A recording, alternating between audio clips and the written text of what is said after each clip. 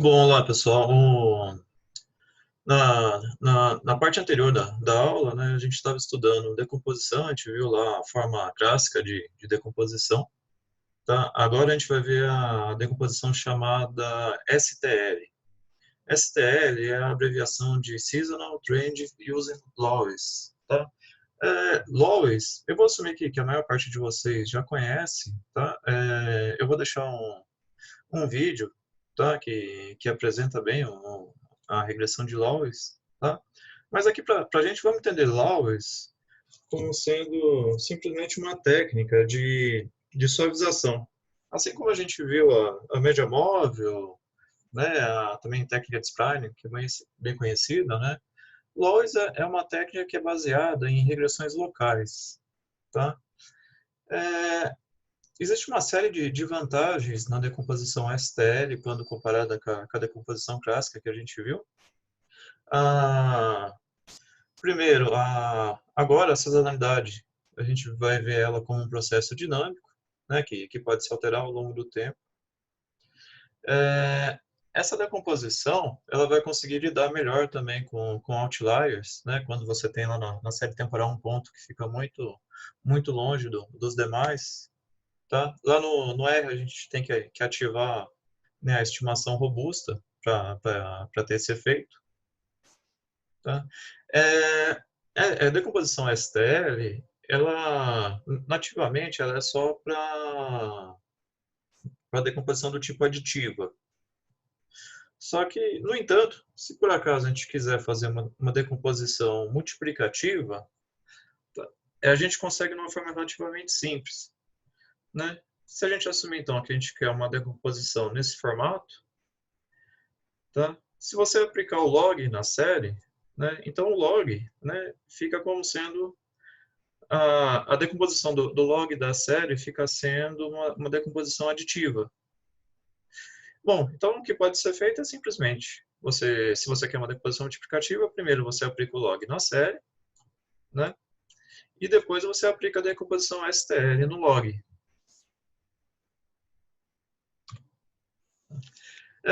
Nessas figuras, a gente tem um exemplo da decomposição clássica, né, do lado esquerdo, que a gente viu no último vídeo, e na direita, a decomposição STL.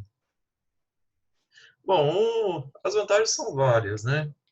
Primeiro, o termo sazonal na clássica ele é constante, né, como a gente pode ver nessa figura. Enquanto que na STL ele é dinâmico, né? Tá vendo aqui na série temporal, né, as oscilações sazonais dela crescem, né? Então lá no o termo sazonal aqui também ficou crescendo, que é, né, o que coincide com o comportamento da série. Tá?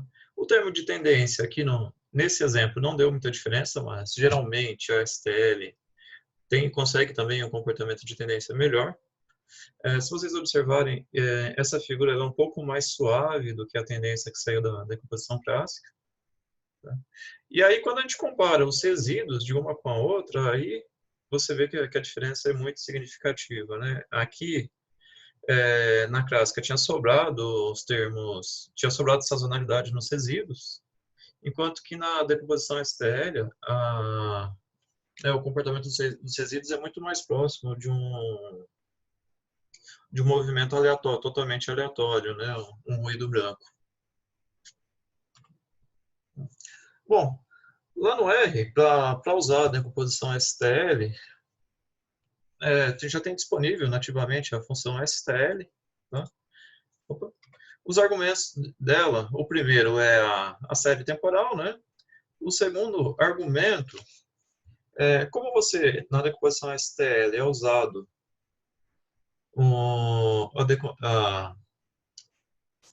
a suavização de Lawes, né, para janelas sazonais, então você tem que dizer aqui, no argumento S-window, qual o tamanho dessa janela. Tá? Você também vai precisar descrever qual a janela, o tamanho da janela, para capturar a tendência. Né? Esse método foi proposto por Crivellin, né, no ano 1990. E aí ele sugere que para esse parâmetro né, do tamanho da janela sazonal, né, você tem que usar um número ímpar, e ele recomenda que seja usado pelo menos 7. Tá? Aí, se por acaso você quiser que tenha aquele comportamento constante, igual a gente viu na clássica, você pode simplesmente setar lá swindow igual a periodic. Tá? Aí, nesse caso, ele vai usar a média. Então, você vai ter um comportamento sazonal constante ao longo de toda a componente.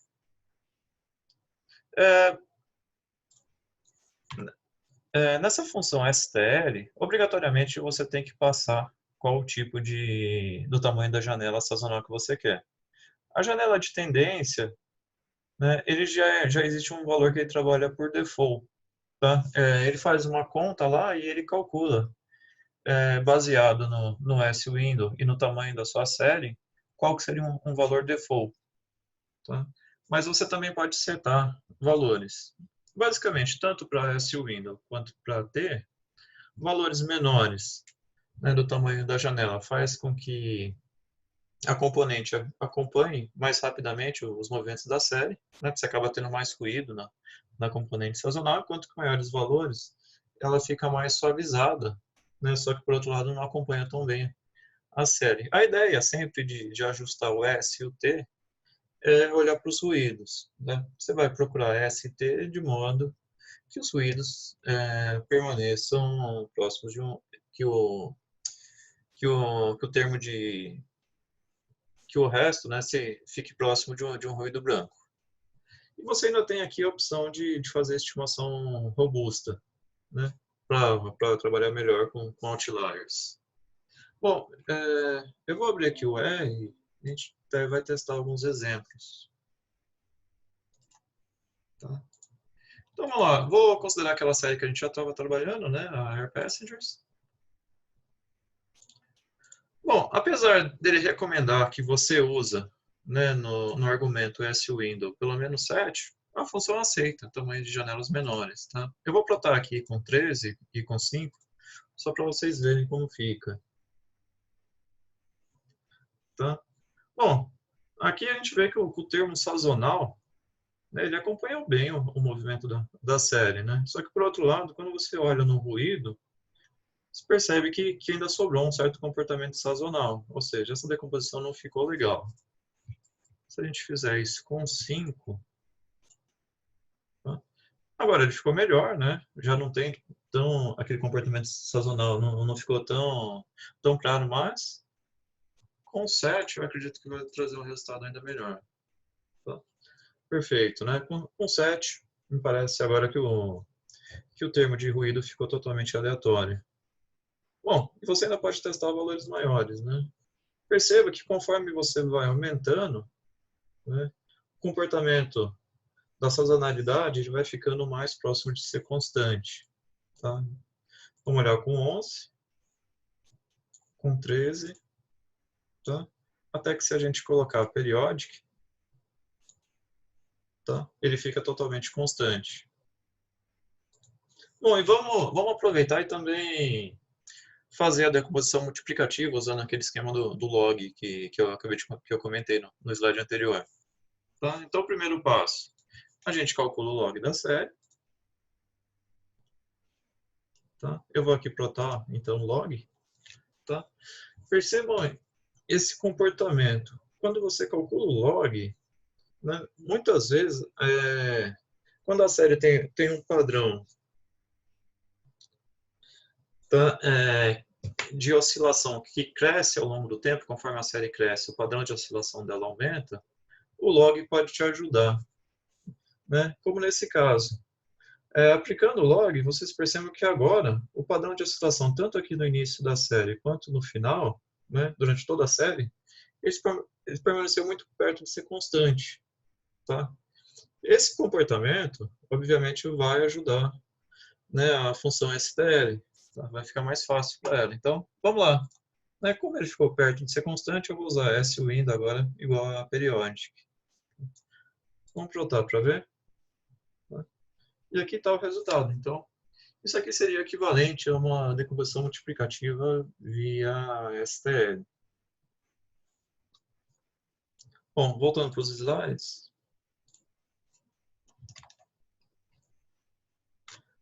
Bom, aqui eu deixei um exercício para vocês, tá? A ideia é considerar aquelas mesmas séries que eu deixei nos exercícios anteriores, aquelas 5 séries do R, tá? E agora eu gostaria que vocês aplicassem a função STL, mas ficassem brincando lá com os parâmetros, né? Com os argumentos twindow e swindow, tá? E sempre olhando para os resíduos. Então fica sugerindo valores lá até os ruídos ficarem perto de ser um ruído branco, tá? Sem ter um comportamento de tendência, de sazonalidade neles. Bom, outra função que é bastante interessante é a função MSTL do pacote Forecast. Tá? Essa função tem algumas vantagens em relação à função STL do R. Tá? Primeiro é que ela é automática. Tá? Nela, não necessariamente você tem que setar o valor do T e o valor do S. Né? Ela tem um critério lá que ela já sugere valores para T e para S. Tá? Obviamente que, como qualquer função automática, né, algumas vezes a sugestão dela não será tão boa, né, e você pode precisar setar isso manualmente. Mas, de modo geral, ela funciona bem. É, outras vantagens dela, tá, vai que algumas séries temporais, tá, pode conter mais de um tipo de sazonalidade. Tá? Eu já vou comentar sobre isso no próximo slide. Tá? E, além do mais, a gente acabou de ver um exemplo onde a gente calculava o log, né, e o log ajudava a estabilizar o padrão de oscilação da série. Tá?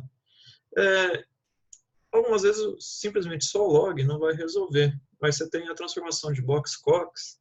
Tá? A maior parte de vocês, acredito que conhece o Box-Cox, né, do curso de regressão, né, onde o Box-Cox é usado para quando seus dados não têm distribuição normal. Tá? Mas o Box-Cox, essa transformação, ela generaliza o log. Né? E ela também é interessante, né, para esse sentido de conseguir estabilizar a oscilação da série. Então é interessante, né, que algumas vezes aplicar a transformação de Box-Cox para estabilizar a oscilação da série primeiro, antes de aplicar a decomposição. Tá? E a função MSTL, ela já faz isso automaticamente para você. Tá? Ela já tem embutido essa possibilidade. Tá? Então lá no R, para usar MSTL, né, a gente carrega lá a biblioteca Forecast, né? E ela é nesse formato. Então, primeiro você passa a série temporal, e aí você pode passar o parâmetro lambda. O parâmetro lambda é o parâmetro da transformação de Box-Cox. Se você usar lá lambda igual a null, né, ele vai ignorar a transformação, ele simplesmente não vai utilizar. Se você colocar um valor de lambda, né, ele vai calcular o Box-Cox para aquele valor, ou você pode simplesmente setar lambda igual a alto, né, que ele vai sugerir um valor de lambda para você e vai utilizar a transformação Box-Cox. Tá? Bom, vamos lá, voltando, né, é, falando agora sobre séries que podem conter mais de um tipo de sazonalidade, tá? Por exemplo, se você tem uma série semanal, né, com observações semanais, pode acontecer dela ter um padrão que se repete mensal. Tá? Por exemplo, todo início de mês existe um comportamento diferente do final do mês. Né? Isso vai ser um comportamento sazonal, né? Só que mensal. E ela ainda pode ter um comportamento sazonal anual. Né? Ou seja, essa série teria duas sazonalidades. Tá? Só, mas ainda, quando a gente considera séries intradiárias, né? Ou mesmo diárias, tá? Intradiárias, séries que são observadas dentro do dia, por exemplo, séries horárias, série de minuto a minuto, 10 em 10 minutos, isso é chamado de intradiário. É muito comum que essas séries apresentem um comportamento sazonal diário, né? Porque geralmente o comportamento da série durante o dia é diferente do comportamento da noite, e também é comum que ela tenha um comportamento diferente em finais de semana, de dias de semana. Então, existe também uma sazonalidade. Existe uma sazonalidade, então, que seria diária, né?